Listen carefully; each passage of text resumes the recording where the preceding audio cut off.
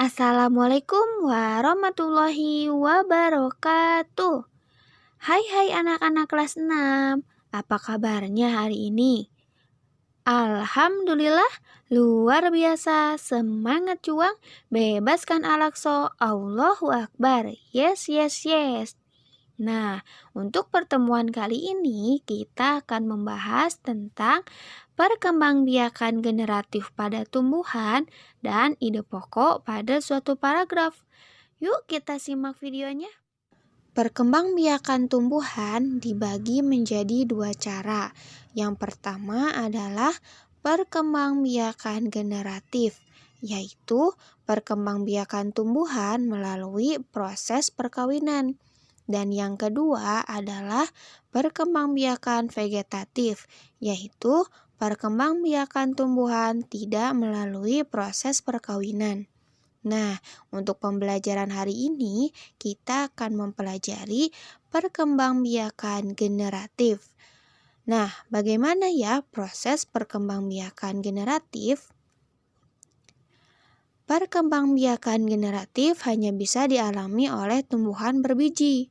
Contohnya, mangga, jeruk, apel, pepaya, dan masih banyak lagi contoh tumbuhan berbiji. Alat perkembangbiakan tumbuhan berbiji adalah bunga dengan melalui proses penyebukan, yaitu peristiwa jatuhnya benang sari di kepala putik. Nah, apakah kalian tahu bagaimana bentuk benang sari dan kepala putik pada bunga? Yuk kita perhatikan gambar berikut ini. Pastinya kalian sudah sering melihat bunga di sekitar kalian. Nah, sekarang kita akan mengenal bagian-bagian pada bunga. Kalian bisa mengamati langsung bunga yang ada di sekitar kalian ataupun dengan mengamati gambar pada video ini. Bagian yang pertama adalah kelopak bunga. Kelopak bunga merupakan bagian paling luar berwarna hijau seperti daun, ataupun ada beberapa yang berwarna kecoklatan. Bagian ini berfungsi melindungi mahkota pada saat kuncup. Kelopak bunga akan membuka pada saat mahkota bunga mekar sempurna. Bagian yang kedua adalah mahkota bunga. Mahkota bunga merupakan bagian paling mudah dikenali karena berukuran besar dan berwarna mencolok. Bagian ini berfungsi membantu penyerbukan bunga dengan menarik perhatian para serangga agar hinggap. Selain itu, tugas mahkota juga melindungi alat reproduksi bunga, yaitu putik dan benang sari. Bagian yang ketiga adalah kepala putik. Salah satu bagian bunga yang tidak kalah penting adalah putik. Bagian ini merupakan alat reproduksi bunga betina. Posisi putik terletak pada tengah bunga dan terdiri dari 3 bagian, yaitu kepala putik, tangkai putik, dan ovarium. Lanjut, bagian keempat adalah tangkai putik. Tangkai putik merupakan saluran penghubung antara kepala putik dengan ovarium. Selain itu, tangkai putik berfungsi menyangga kepala putik agar bisa berdiri tegak dan tetap pada posisinya. Bagian kelima adalah benang sari. Nah, pada satu bunga memiliki 2 organ reproduksi, yaitu putik sebagai betina dan benang sari sebagai jantan. Benang sari terdiri dari kepala sari untuk menyimpan serbuk sari. Nah, serbuk sari ini yang berwarna kuning digunakan untuk penyerbukan. Bagian yang terakhir adalah bakal biji.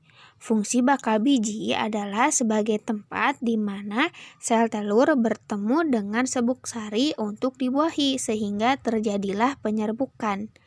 Nah, bakal biji ini juga berperan sebagai pelindung sel telur, memastikan proses penyerbukan berjalan dengan lancar. Proses penyerbukan dapat terjadi dengan beberapa bantuan, seperti oleh angin, air, dan serangga. Angin dapat membantu proses penyerbukan. Serbuk sari yang diterbangkan oleh angin dapat hinggap di putik bunga lain. Penyerbukan oleh air terjadi pada saat hujan. Air hujan mengenai serbuk sari, lalu air hujan yang mengandung serbuk sari tersebut kemudian jatuh dan mengenai putik sehingga terjadi penyerbukan. Selain angin dan air, lebah dan kupu-kupu juga dapat membantu penyerbukan loh, yaitu ketika mereka hinggap di atas benang sari, maka serbuk sari akan menempel pada kaki mereka. Lalu ketika mereka hinggap di bunga lain, maka serbuk sari yang ada di kakinya akan mengenai putik pada bunga sehingga terjadi penyerbukan. Nah, jadi walaupun tumbuhan, khususnya bunga, tidak memiliki alat gerak untuk berpindah, tapi Allah memberikan kuasanya agar tumbuhan dapat tetap berkembang biak, yaitu dengan bantuan air, angin, dan serangga. Masya Allah. Hal ini dijelaskan pada ayat Al-Quran surat Al-Hijr ayat 22. Nah, anak-anak, kita lanjutkan ke proses penyerbukan ya. Setelah serbuk sari mengenai putik, maka serbuk sari akan masuk ke dalam tangkai putik untuk menuju bakal biji. Setelah sampai di bakal biji, serbuk sari mengeluarkan sel sperma. Dalam bakal biji, sel sperma akan bertemu dengan sel telur sehingga terjadi proses fertilisasi atau pembuahan. Pembuahan akan menghasilkan zigot yang akan berkembang menjadi embrio di bakal biji. Selanjutnya, bakal biji akan berubah menjadi biji. Jika biji jatuh di tanah yang subur, maka biji tersebut akan tumbuh menjadi individu yang baru. Bacalah teks di bawah ini. Bagaimana jagung berkembang biak?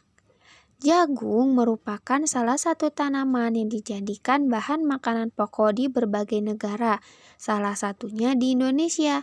Di Indonesia, penduduk Pulau Madura menjadikan jagung sebagai makanan pokoknya. Jagung merupakan salah satu tanaman penghasil karbohidrat yang sangat diperlukan oleh tubuh manusia. Nah, setelah membaca teks tersebut, apakah kalian dapat menentukan ide pokok paragraf tersebut? Ada 3 cara menentukan ide pokok paragraf, yaitu yang pertama, mengetahui letak kalimat utama. Biasanya kalimat utama letaknya di awal paragraf atau terakhir paragraf. Yang kedua, baca semua paragraf dengan fokus. Yang ketiga, simpulkan paragraf yang telah kalian baca. Nah, berdasarkan 3 cara tersebut, ide pokok paragraf pada teks tersebut adalah jagung merupakan salah satu tanaman yang dijadikan bahan makanan pokok di berbagai negara, salah satunya di Indonesia. Kalimat tersebut ada di kalimat awal pada paragraf.